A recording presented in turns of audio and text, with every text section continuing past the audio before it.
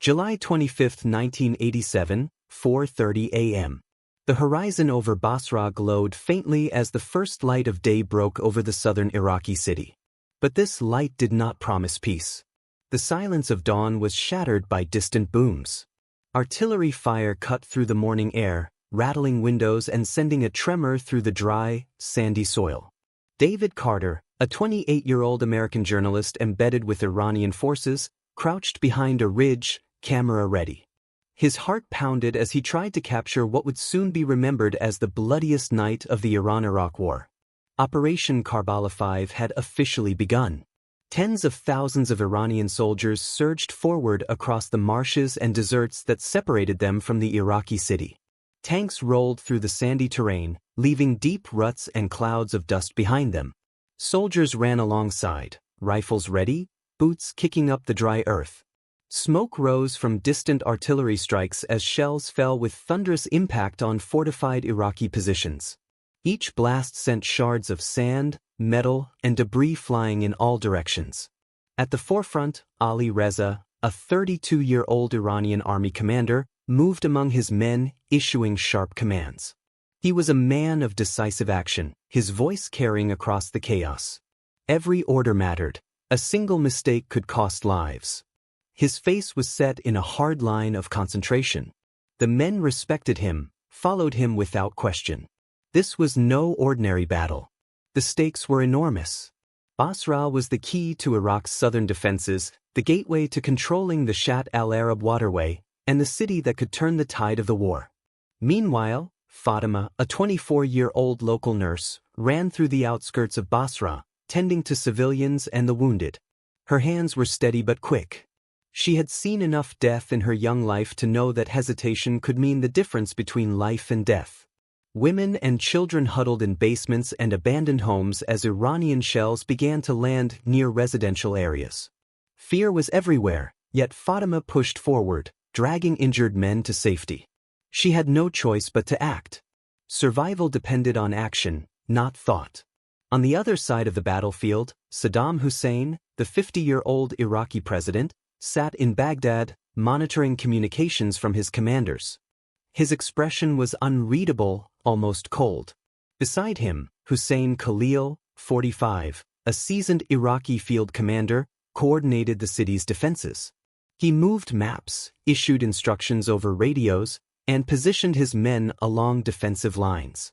Trenches, bunkers, and barbed wire had been prepared in advance. Every strategic point around Basra had been reinforced in anticipation of this massive Iranian offensive. Khalil knew that the coming hours could define not just his career, but the fate of an entire city. As the first clashes erupted near the outer walls of Basra, the deafening sound of gunfire and explosions filled the air. Iranian infantry met Iraqi machine gun fire head-on, exchanging volleys in a deadly rhythm. Tanks on both sides maneuvered into position, their engines growling like beasts. Dust, smoke, and fire mingled in the early morning light, creating a surreal battlefield where visibility was reduced to a few dozen feet. David Carter documented every moment, his camera capturing both heroism and horror. A soldier crawling across open ground with bloodied uniform, another shielding civilians from falling debris, artillery shells exploding just meters away. Ali Reza's strategy was clear. Push forward, gain ground, and minimize casualties where possible. Yet the terrain worked against them. Marshes slowed the tanks, and the soft sand made advancing infantry vulnerable. Every step forward was paid in blood. Yet morale among Iranian troops remained surprisingly high. They had trained for this, prepared for months, and believed victory was within reach. Hussein Khalil anticipated this assault. He had placed snipers on rooftops and set traps in the marshes. Iraqi soldiers fired with precision, making every advance costly. The urban outskirts of Basra were now a maze of fire, smoke, and confusion. Civilians screamed and ran from street to street. Fatima's makeshift field hospital overflowed with injured men and women. Her team worked tirelessly, pulling survivors from rubble, treating burns, and stemming bleeding as best as they could. By mid-morning, Iranian forces had gained several hundred meters, pushing closer to Basra's fortified walls. Tanks fired from behind embankments, while infantry soldiers coordinated attacks in small groups. Ali Reza moved from squad to squad, offering words of encouragement, checking positions, and making split-second tactical decisions. He knew that every move could mean life or death. On the Iraqi side, Hussein Khalil tightened defensive formations, calling in artillery strikes on any visible movement. The clash of armies was now deafening, each explosion echoing across the desert and city alike. David Carter watched, filming, noting the faces of young soldiers as they charged forward, some terrified, some resolute. The war had stripped everything down to survival. For Fatima, survival meant keeping others alive as long as possible. For Ali Reza, it meant pressing forward while preserving as much of his force as possible. For Hussein Khalil, it meant holding every inch of Basra against the Iranian onslaught. As the sun rose higher, Basra began to disappear under a thick layer of smoke. Fires raged across the outskirts. Buildings crumbled under artillery shells. Streets became battlefields, and every corner of the city could hide an enemy or a trap. The horizon was no longer clear, it was filled with the chaos of war. By midday, Basra was enveloped in smoke and fire. Iranian forces had pushed to the city's outer walls, but the real test lay ahead. Within those walls waited not just soldiers, but the unknown dangers of urban warfare, ambushes, snipers, booby traps, and the desperate resistance of defenders who would not yield. The dawn had brought battle, but the day promised devastation beyond imagination. What awaited the Iranians inside Basra would alter the course of the war forever. The first gunfire cracked across Basra's outskirts, shattering the eerie morning silence. The sound ricocheted off sand dunes and abandoned buildings, carrying with it the unmistakable smell of gunpowder and death. David Carter, the 28-year-old American journalist embedded with Iranian forces, lowered himself behind a low ridge, camera in hand, and squinted into the rising sun. Each flash of a muzzle, each thunderous boom from artillery, felt like it would carve the day into pieces. He had prepared for combat reporting, but nothing could fully capture the horror of this moment. Iranian infantry moved cautiously, their boots crunching against sandy soil littered with detritus from previous skirmishes. The soldiers knew the dangers. Hidden minefields sprawled across the marshy terrain, deadly traps planted by Iraqi engineers to slow or annihilate any advancing force. Tank tracks left deep grooves in the earth, guiding the infantry forward. Yet each groove was a potential death sentence if it led straight into an ambush. Ali Reza, 32, the commanding Iranian officer, ran along the lines, his face a mask of focus. He barked precise orders, adjusting formations and reassigning units as reports of casualties and enemy fire came in. His mind raced, balancing strategy against the grim reality of blood and fear. Hussein Khalil, 45, the Iraqi field commander, anticipated every move. From a fortified trench, he observed the advancing Iranians through a pair of binoculars. His calculations were exacting. He positioned artillery and infantry to maximize the kill zones, ready to crush the enemy before they could reach Basra's walls. "Hold here," he ordered, gesturing to his lieutenants. "Do not let them advance another meter." Every word carried weight, every command a potential death sentence for both his troops and the attackers. Saddam Hussein, 50, issued overarching directives from Baghdad. His presence felt across the battlefield even without being physically there. His strategy was simple: defend Basra at all costs, no matter the human toll. As Iranian soldiers stepped carefully over mine-laden paths, artillery shells from Iraqi positions exploded around them. Sand, metal, and human bodies flew through the air. Screams echoed across the battlefield. Some men were cut down instantly. Others staggered, clutching wounds, trying to keep moving. David Carter's camera moved continuously, capturing the fear in soldiers' eyes, the panic of civilians fleeing nearby, and the sheer chaos enveloping the desert.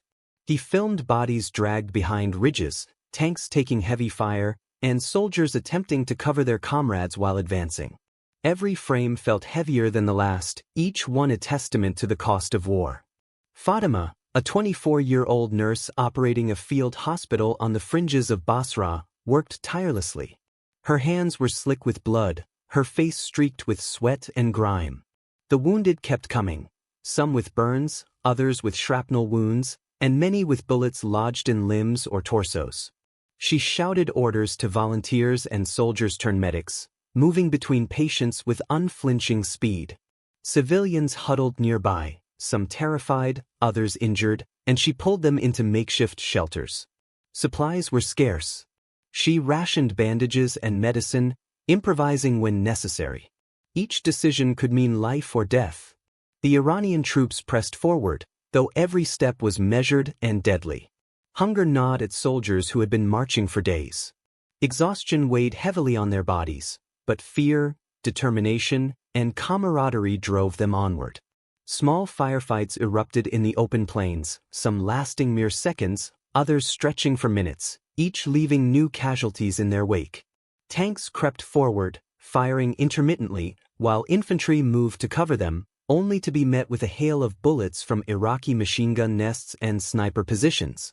On the Iraqi side, Hussein Khalil orchestrated defensive maneuvers with precise timing. Reinforcements arrived in convoy, adding more firepower to critical points along the line. Ammunition was distributed quickly. Troops manned bunkers, firing relentlessly, attempting to slow the Iranian advance. Each defensive position was a carefully planned trap, meant to maximize casualties while minimizing exposure. The coordination was brutal in efficiency, a stark reminder of the stakes both sides faced. By mid-morning, Basra's outskirts had become a labyrinth of chaos. Streets, partially abandoned, were littered with debris, burned-out vehicles, and the fallen. Civilians who remained were trapped, hiding in basements or under collapsed roofs. Explosions ripped through buildings, sending clouds of dust into the air, reducing visibility to mere yards. David's footage captured the fear, the courage, and the sheer randomness of life and death on this battlefield. Soldiers pushed forward with grim determination, yet every movement was punctuated by the fear of unseen mines or sudden ambushes. Ali Reza moved continuously among his men, shouting encouragement, adjusting tactics, and making instantaneous decisions under fire. He observed which squads were faltering, which needed reinforcement, and where the heaviest resistance lay. Fatima's cries for help and instructions echoed faintly from the field hospital, a constant reminder of the human cost of every tactical decision. Soldiers on both sides suffered from exhaustion and stress, their hunger and thirst mounting as the day dragged on. The battlefield was a cauldron of chaos, and one wrong move could be fatal. By late afternoon, the Iranian forces had managed to gain small footholds within reach of Basra's fortified periphery. The terrain slowed them, but perseverance and sheer will pushed them forward. Yet, as shadows lengthened across the desert, a sense of unease crept in. Reports trickled back. Movement detected in marshes to the west. Positions previously thought abandoned were now occupied. Hussein Khalil had prepared something. The Iranian troops, exhausted and stretched thin, were approaching the edge of a trap. The city's outer defenses had not yet revealed their full danger. The first blood had been spilled, the initial shockwaves sent across the battlefield, but the night promised no rest.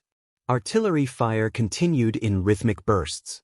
Soldiers tended to the fallen while simultaneously pressing forward. Fatima worked without pause, her hands bleeding alongside those of her patients. David Carter kept filming, capturing every flinch, every scream, every moment of courage in a place where life and death danced so closely together it was impossible to tell them apart. By nightfall, the Iranians had gained small footholds, establishing tenuous positions in trenches and makeshift cover. The enemy lines seemed to have held, but only just. From hidden Iraqi positions, movement suggested that something awaited the advancing troops. An ambush, carefully laid and deadly, was poised to strike the vulnerable Iranian flank. The battle had begun in earnest, but the true test of strategy, courage, and survival had yet to arrive. The first day's blood had been shed. The first shock had been delivered. And now, in the gathering darkness, Basra's outskirts held secrets that would make the next hours even more deadly. Darkness fell over the marshlands outside Basra, turning the low, wet plains into a landscape of shadows and uncertainty. The air was thick with fog, carrying the faint smell of stagnant water mixed with smoke from distant artillery. Iranian units, exhausted from the first day's assault, moved cautiously through the swampy terrain. Their boots sank into the mud, and every step was a calculated risk. The marshes, deceptively quiet, were about to reveal their lethal secret. Suddenly, machine gun fire erupted from hidden bunkers. The crack of bullets ricocheted off makeshift defenses, striking soldiers and tearing through cover with deadly precision. Panic erupted among the advancing Iranian infantry. Men fell, screaming and clutching wounds, some dragged under the mud while others tried to find shelter behind scattered trees and earthen mounds. The ambush was brutal, perfectly executed by Iraqi forces under Hussein Khalil. His tactical planning had anticipated the Iranians' route through the marshes, and every hidden nest, every slit trench, became a killing ground. David Carter, the 28-year-old American journalist, was caught in the chaos. He dove into a ditch, camera still rolling, capturing the chaos around him, soldiers firing back blindly, explosions lighting up the darkness, and the panicked faces of men who had trained for war but not for the horror of ambush in the marshes. Mud splattered across his lens, but he kept filming, knowing that every second documented the grim reality of battle. He witnessed comrades cut down within yards of him. The sound of machine guns, artillery, and screaming civilians melded into a cacophony of fear and survival. Ali Reza, 32, the Iranian commander, acted quickly. He assessed the ambush and immediately ordered a counterattack. Rallying his men under the relentless gunfire, he pushed forward, attempting to regain control of the chaotic battlefield. His voice carried over the din, commanding squads to flank the enemy, directing armored units to provide covering fire. Despite the mounting casualties, his leadership kept fragments of the advancing force from collapsing entirely. Soldiers who moments ago had frozen in terror found renewed determination under his guidance. Iraqi reinforcements arrived with calculated precision. Hussein Khalil had held a secondary line, waiting for the moment to strike the Iranians when they were most vulnerable. Artillery from concealed positions pummeled the advancing troops. Mortar fire created craters in the marshlands, sending mud and water into the air, drenching soldiers and making movement even more difficult. Every step forward seemed impossible, yet Ali Reza pressed his men, knowing that hesitation could mean annihilation. The marshes, already a treacherous landscape, had become a battlefield of near-impossible odds. Meanwhile, Fatima, 24, worked frantically to evacuate civilians caught in the crossfire. Makeshift stretchers were hurriedly assembled. Children clung to her skirts, women screamed, and the wounded cried out for help. Shells and stray bullets tore through buildings and reed huts, collapsing roofs and throwing mud and debris across anyone unlucky enough to be nearby. Fatima ignored the danger, focusing only on dragging survivors to the relative safety of her field hospital. Her hands were covered in cuts, mud, and blood, but she refused to stop. Every life she saved seemed to tip the balance slightly away from total disaster. The ambush forced a brutal fight for survival. Iranian squads tried to regroup amid the chaos, moving from cover to cover, returning fire in short, controlled bursts.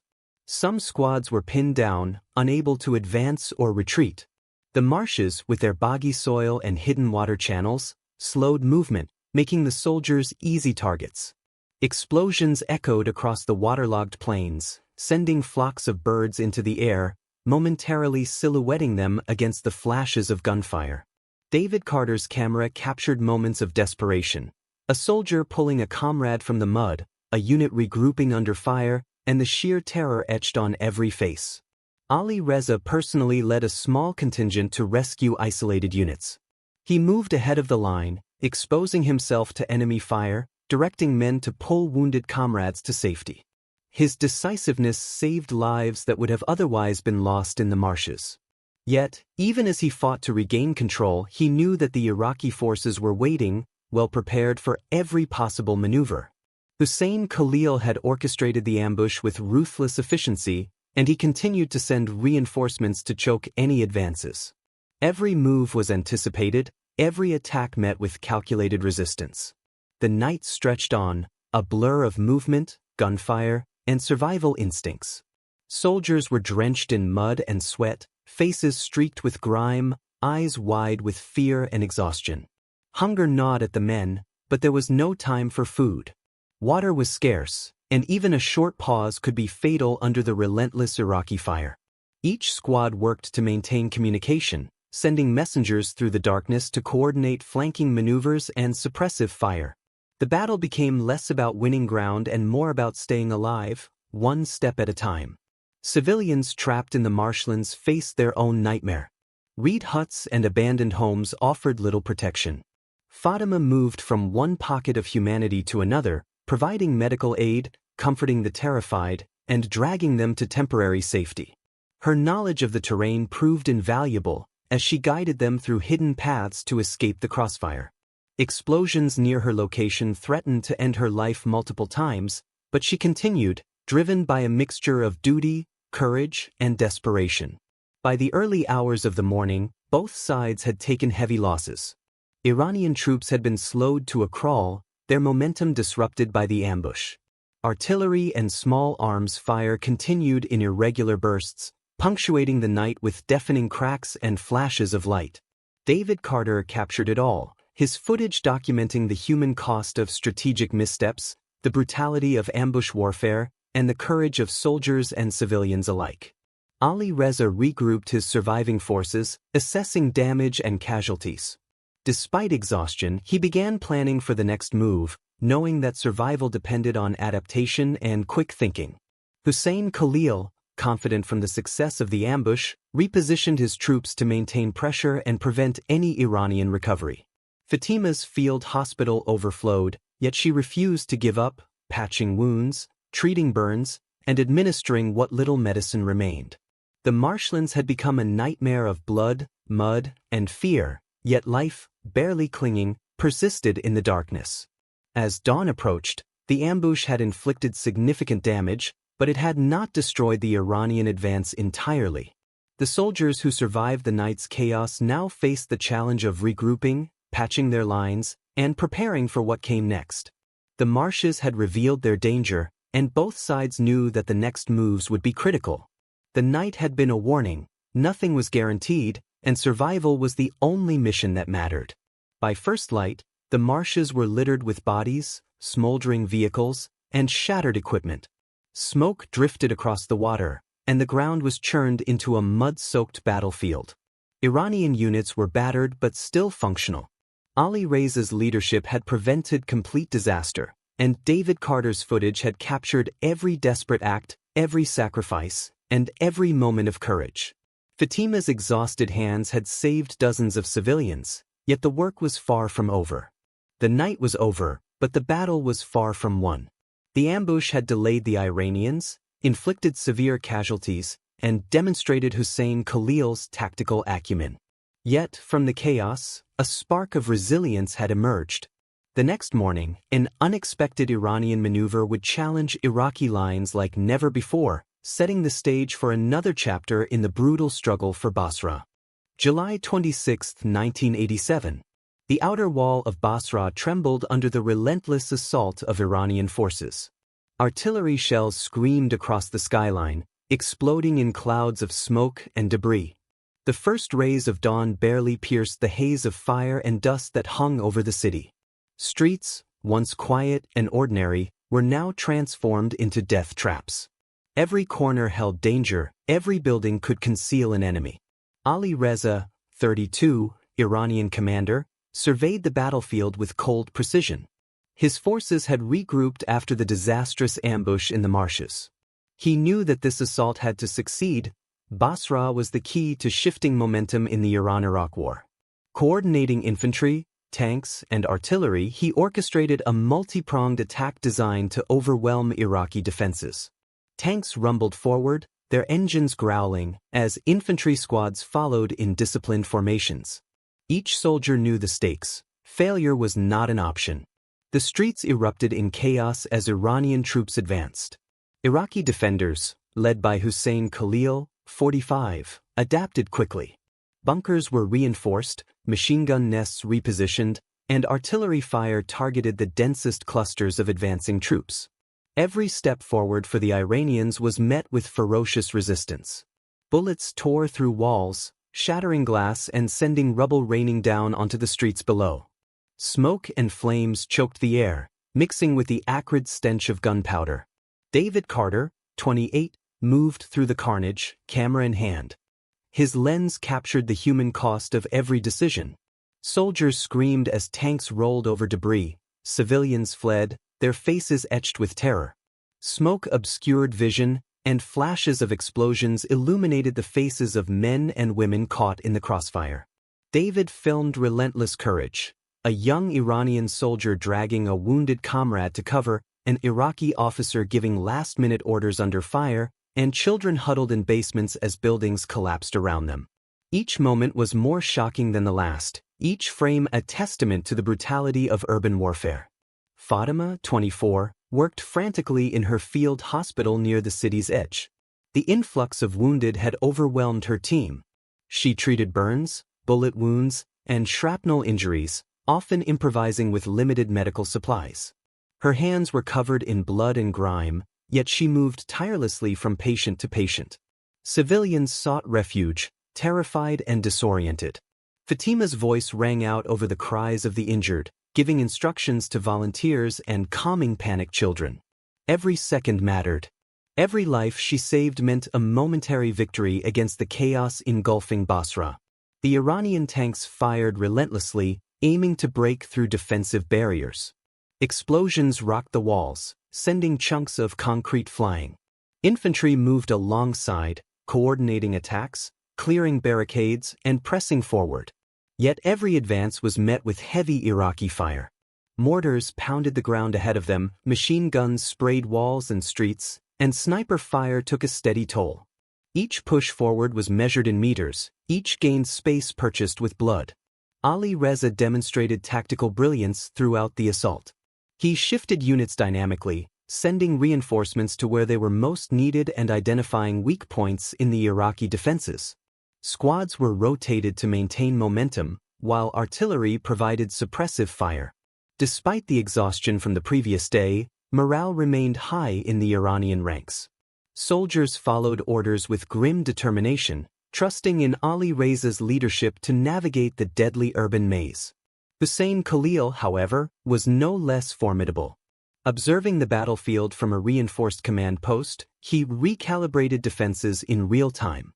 Secondary lines were established, and reserve units were moved into position to plug gaps as they appeared. Every maneuver by the Iranians was countered with precision, ensuring that casualties were inflicted while slowing the enemy's advance. The Iraqi command demonstrated a lethal combination of discipline and adaptability.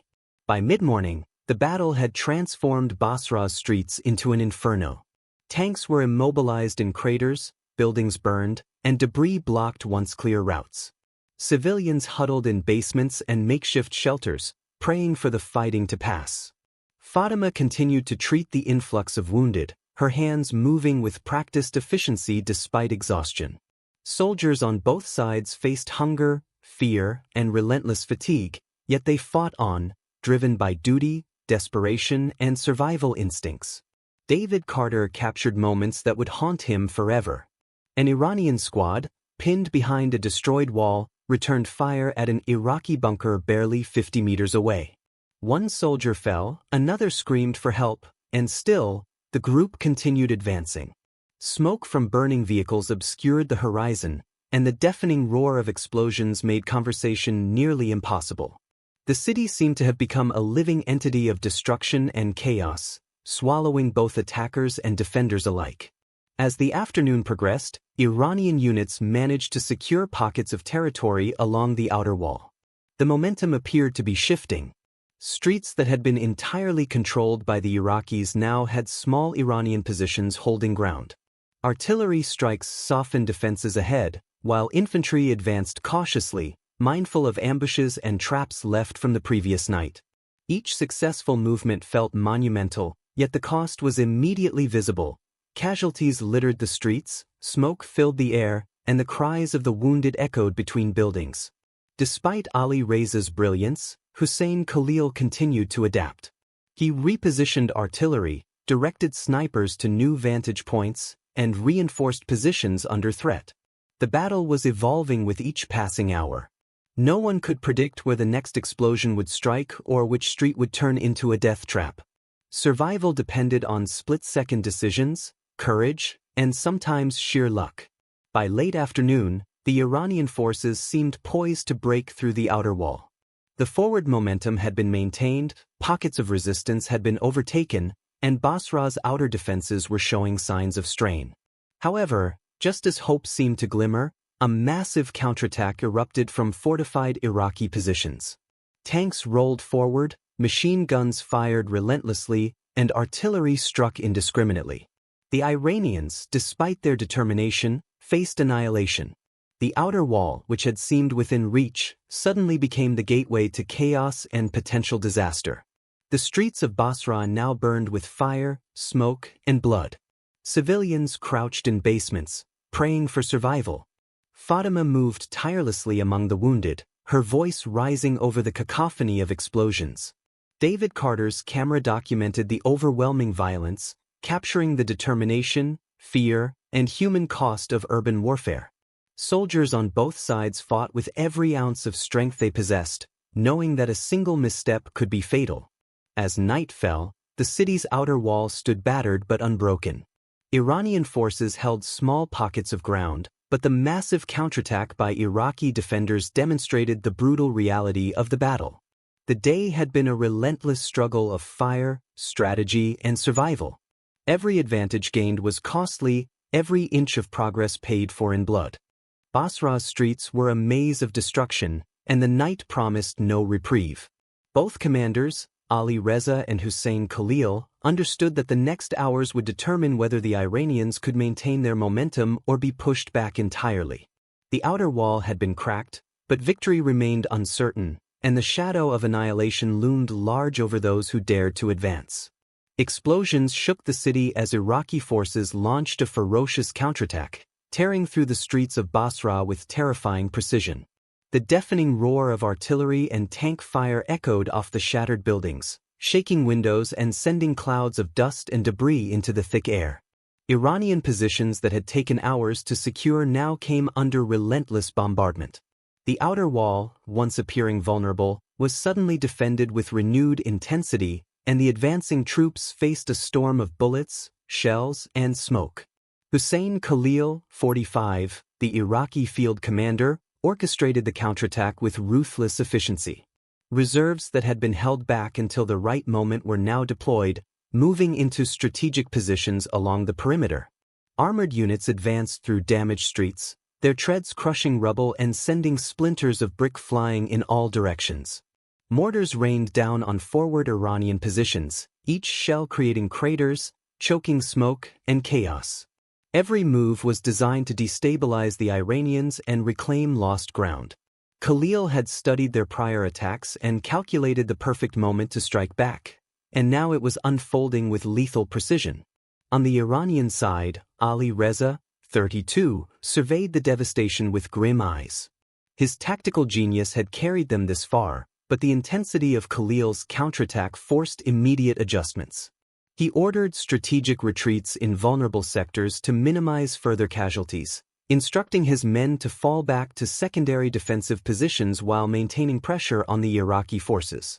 The goal was clear: survive the onslaught, regroup, and keep the possibility of advancing open.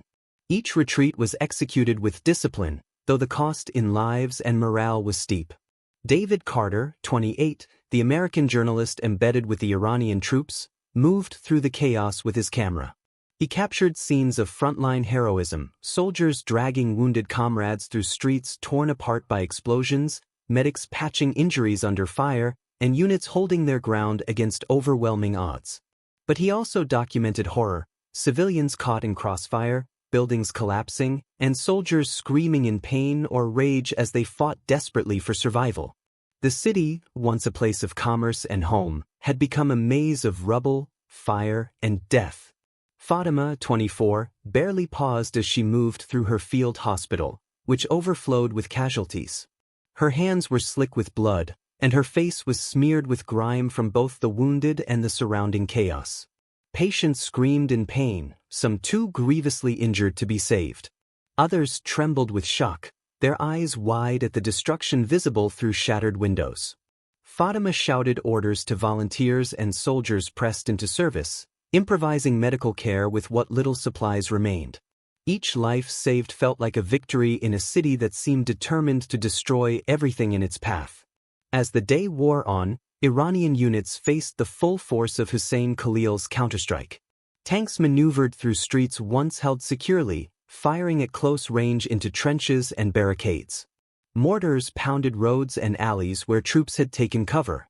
Machine gun nests opened fire from rooftops and behind rubble, creating deadly crossfires.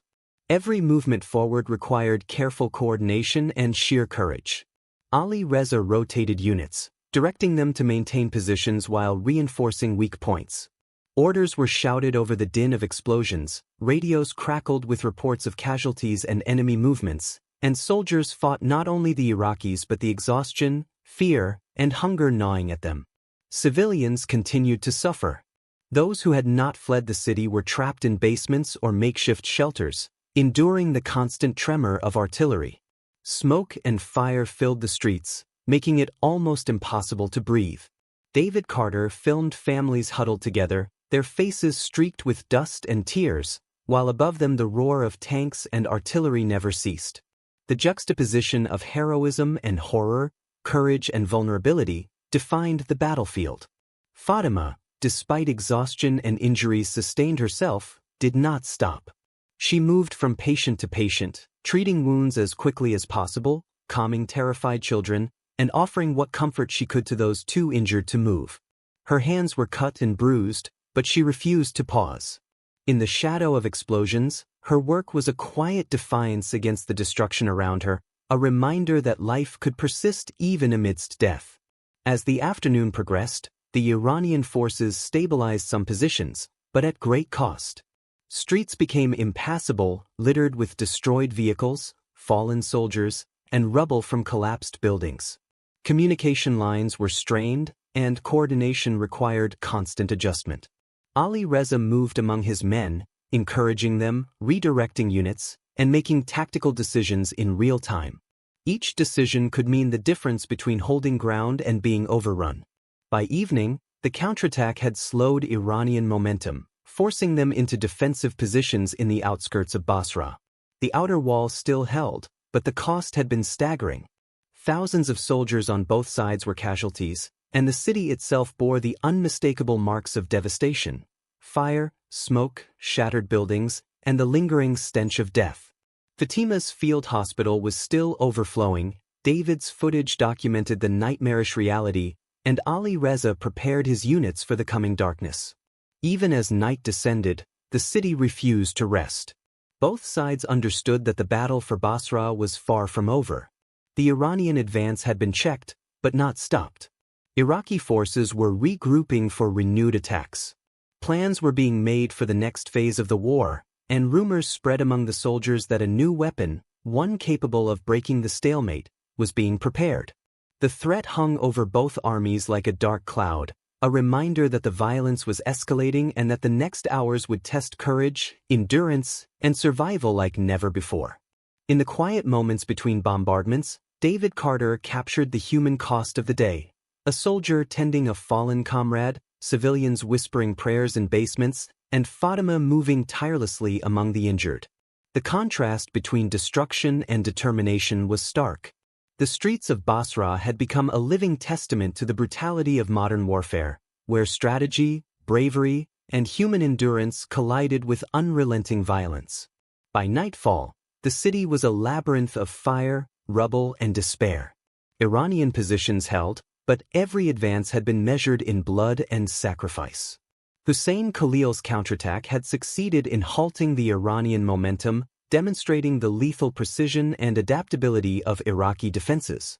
Ali Reza, recognizing the dangers of overextension, consolidated his forces, prepared for the next phase, and readied his men for another night of struggle. Basra had become a city at war with itself. Civilians were trapped, soldiers fought for every inch, and both commanders understood that victory would not come easily. Explosions continued in the distance, fires burned unchecked, and the sounds of groaning wounded and dying mingled with gunfire. Survival was the only certainty, and even that hung by a thread. The day had shown both sides their limits. Iranian forces had been pushed back, Iraqi forces had regained some ground, and the city itself bore the marks of relentless combat.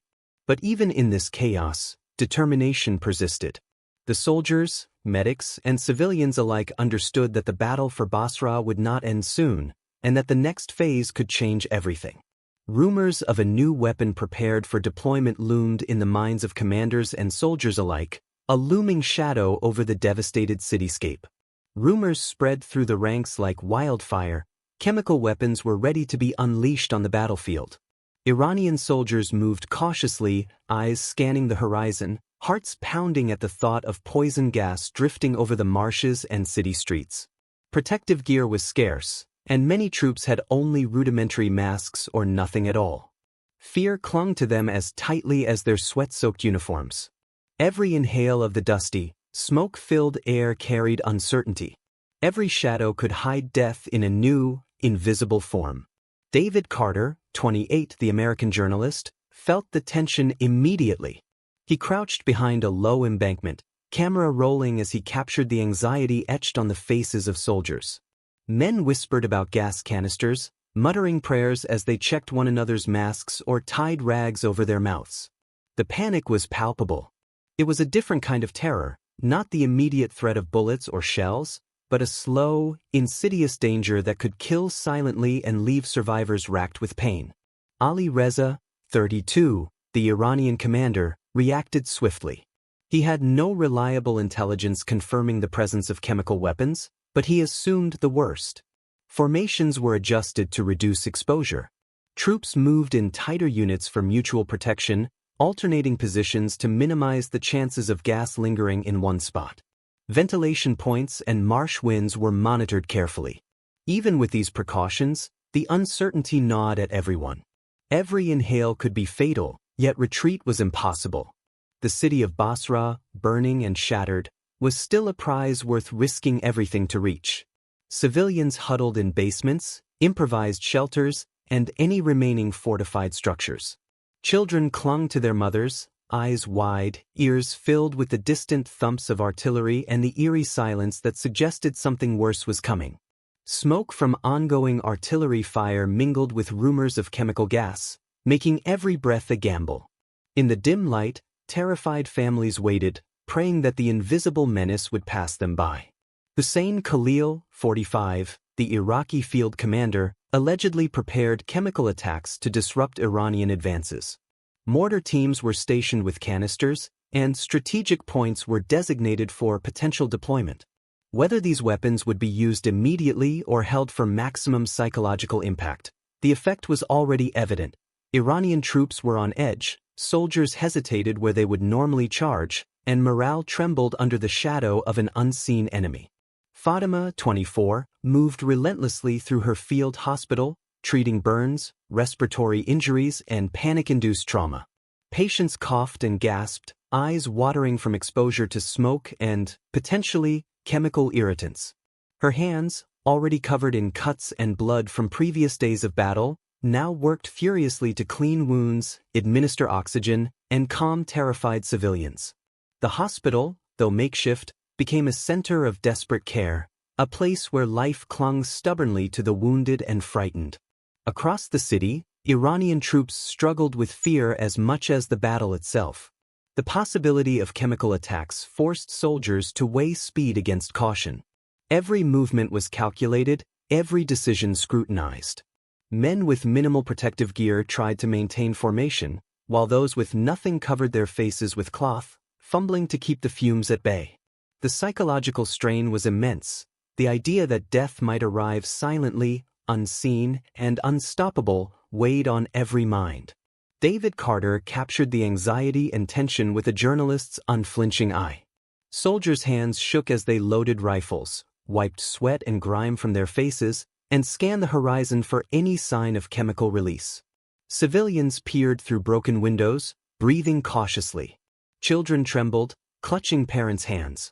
The camera recorded fear in motion, the silent panic before the storm, and the determination to survive despite every obstacle.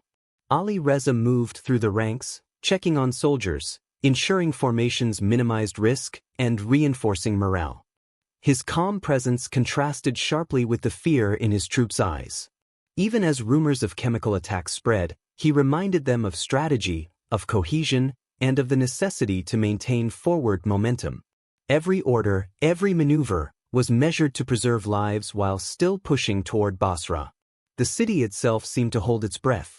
Streets once bustling now echoed only with the sounds of distant artillery, the shuffle of cautious soldiers, and the muted cries of civilians. Smoke rose from burning buildings, mingling with the damp marsh air, creating a thick, choking haze. The potential of chemical weapons made every inhale an act of courage, every step a gamble. Fatima continued her tireless work, moving from one patient to another, her focus unwavering despite the looming invisible threat. Hussein Khalil's forces remained strategically poised. Whether to unleash the chemical weapons or maintain the psychological edge was a decision calculated in real time. The very rumor of these weapons affected Iranian strategy and slowed their advance. Troops who might have rushed forward now hesitated. Artillery and small arms fire continued alongside this psychological pressure, compounding the terror. For Ali Reza, the challenge was twofold: maintain offensive momentum while minimizing the risk to his men from both conventional and chemical threats. Hours dragged on. The tension of potential gas attacks was relentless, grinding down nerves and morale. Soldiers in the front lines rotated positions where possible, taking care to avoid low-lying areas where gas would linger. Civilians, trapped in shelters, whispered prayers and tried to calm children who didn't understand why the air felt dangerous. David Carter's footage documented all of it: the fear, the vigilance, the courage, and the sheer weight of anticipation in a city already consumed by war. Fatima treated each new casualty with the same urgency as the last. Respiratory injuries, chemical irritation, and panic-induced trauma filled her hospital. Every patient was a reminder of the stakes. The invisible threat could strike anyone, anywhere, at any time.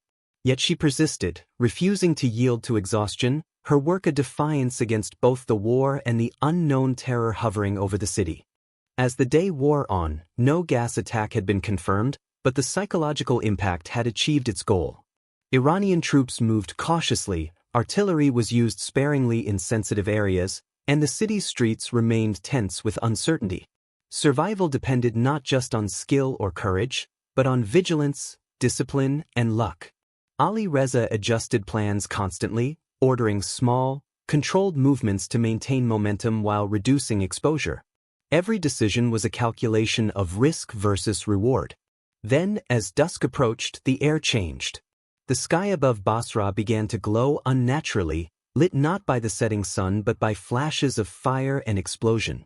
The psychological terror of chemical weapons was replaced by an immediate, tangible threat. The city's skyline erupted in light and sound as a new kind of bombardment rained down, one unlike anything soldiers or civilians had seen before. Smoke, fire, and metal filled the air, transforming Basra into a hellish landscape of destruction. The soldiers, civilians, and medics braced themselves for the unknown. The fear of poison gas, once the dominant dread of the day, was now joined by the unrelenting terror of conventional and unconventional weapons raining from above. David Carter's camera continued to roll, capturing the moment, the horror, and the determination of those caught in the city's chaos.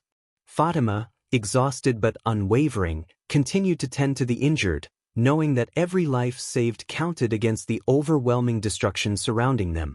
The stage was set for the next chapter of the battle. The chemical threat, whether real or rumored, had altered strategy, instilled fear, and shaped survival. But the bombardment descending from the skies promised that the coming hours would push both sides to their limits, testing courage, resilience, and humanity in ways that Basra had never known. July 27, 1987, the night ignited with artillery and rockets, turning Basra into an inferno. Flashes of fire lit the sky, illuminating shattered buildings and smoke-choked streets.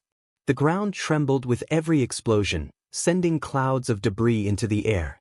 Shadows danced among ruins as Iranian troops navigated streets that had become death traps, every alley and collapsed building concealing danger. Continuous shelling destroyed entire neighborhoods. Tanks churned over rubble, while infantry advanced cautiously, wary of ambushes. Snipers picked off soldiers from high windows and ruined rooftops. Every step forward was a gamble. Ali Reza, 32, led daring night raids, moving through the chaos to reinforce positions and rescue trapped units. His calm, decisive commands kept his men from panic, though exhaustion and fear were written on every face. David Carter, 28, filmed relentlessly. His lens captured soldiers carrying wounded comrades over rubble-strewn streets, medics frantically treating injuries, and civilians huddled in basements as buildings crumbled around them. Smoke, fire, and the constant thunder of artillery created a cinematic tableau of desperation and courage. Each frame told the story of human endurance amidst horror. Fatima, 24, and her team worked through exhaustion, her hands slick with blood as she patched wounds and comforted terrified children. Her field hospital overflowed with casualties from both Iranian troops and trapped civilians. Volunteers moved stretchers through alleyways under the cover of darkness, navigating debris and dodging sporadic gunfire.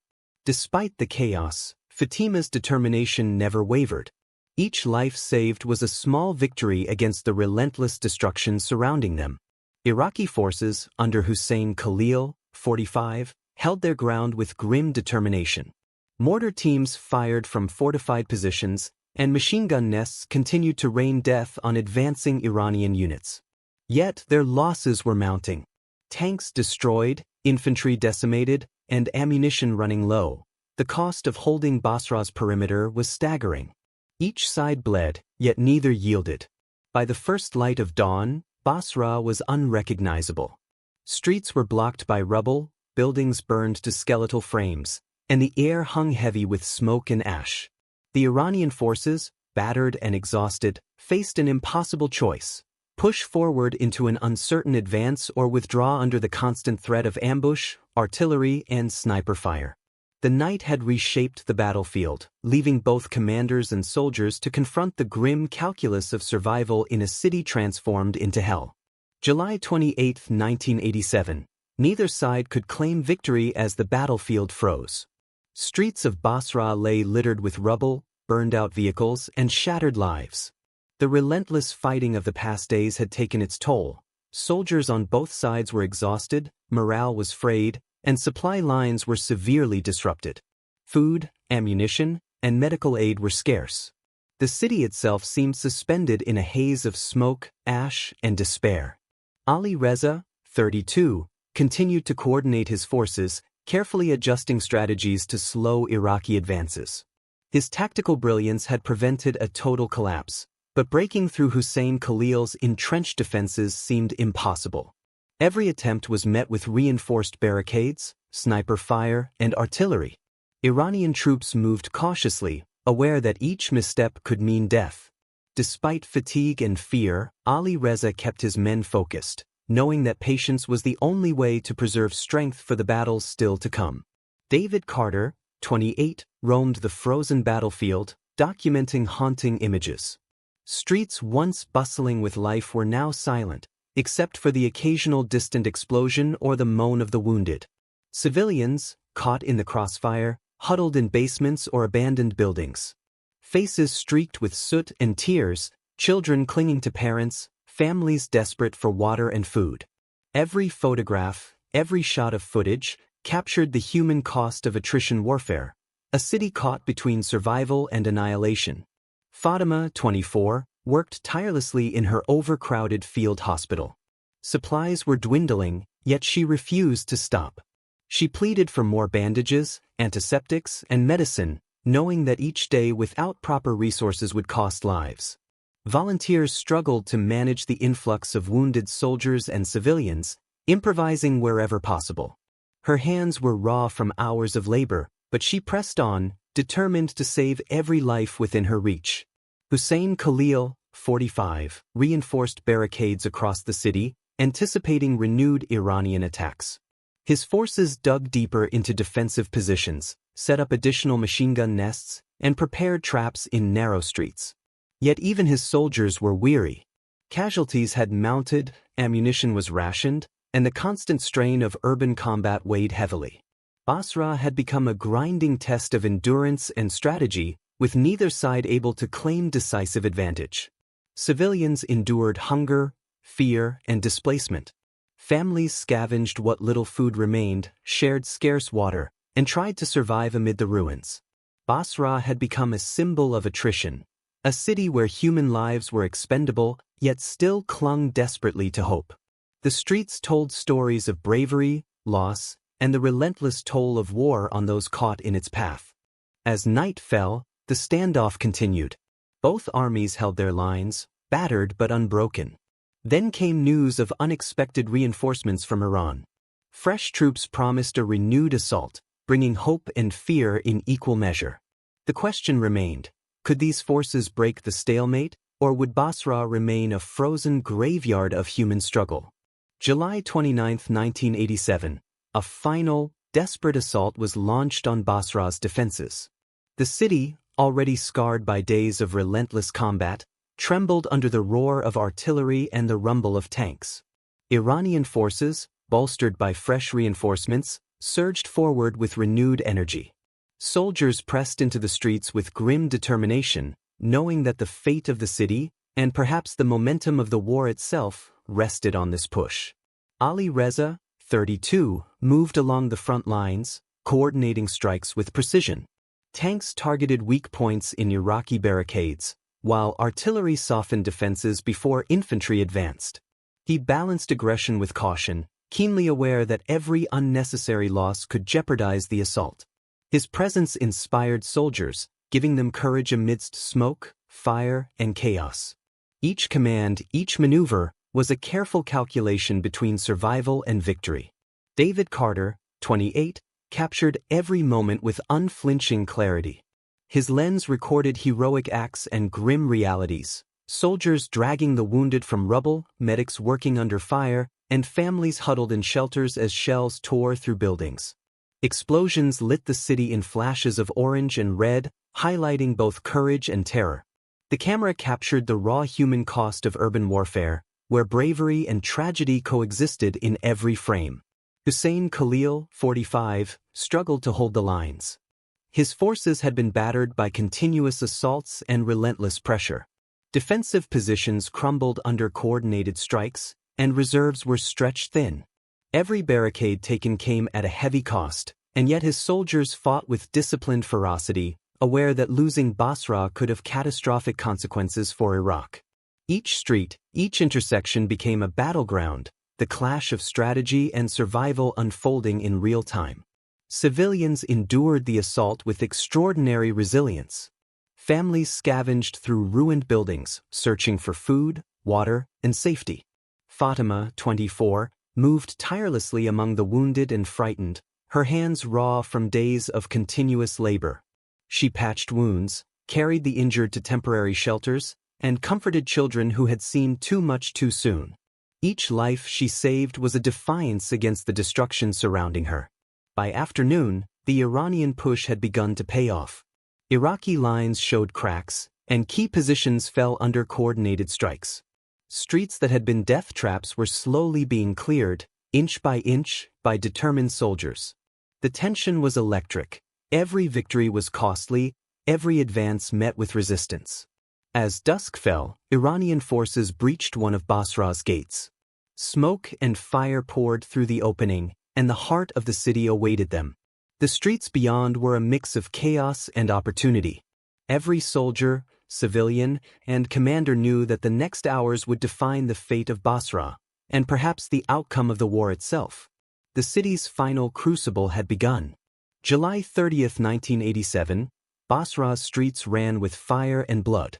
The city, battered and smoke-choked, became a sprawling battlefield as Iranian forces entered parts of the urban maze.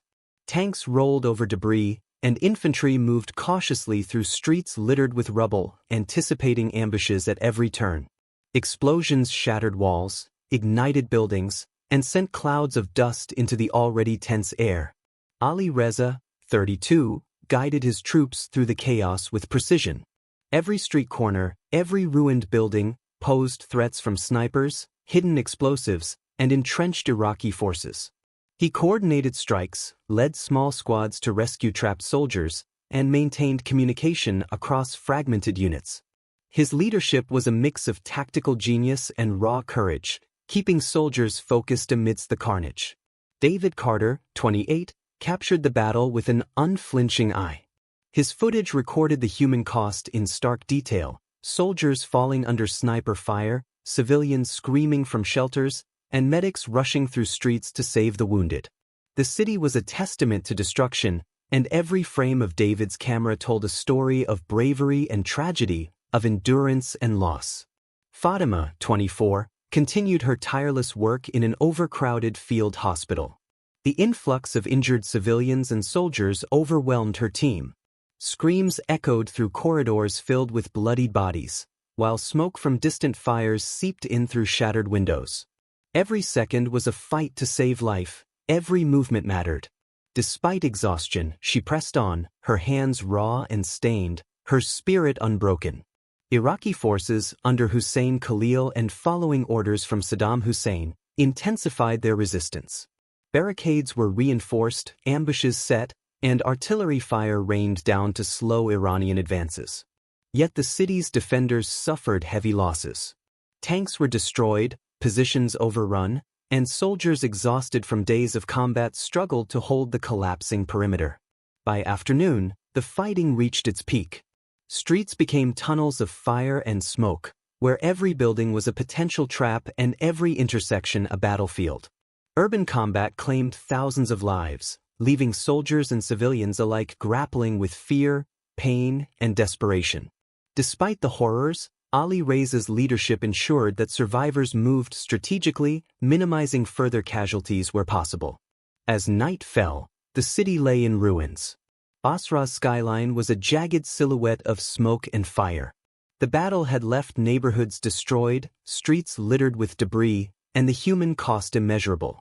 The siege had ended, but the echoes of Basra's bloodiest nights would resonate for decades, a grim reminder of war's human price.